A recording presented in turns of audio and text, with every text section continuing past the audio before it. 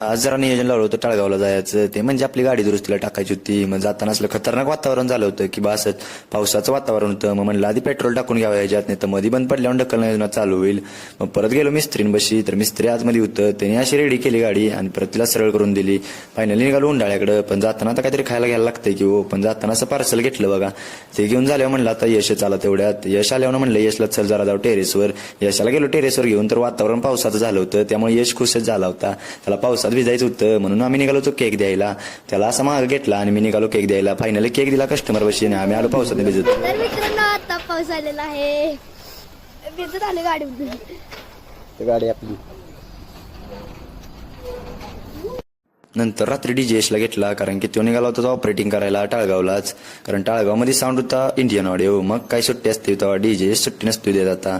मग फायनली त्यांना तिथं सोडलं. मला जायचं होतं केक द्यायला येळगावला. मग काय गाडी घेतली आणि मी येळगाव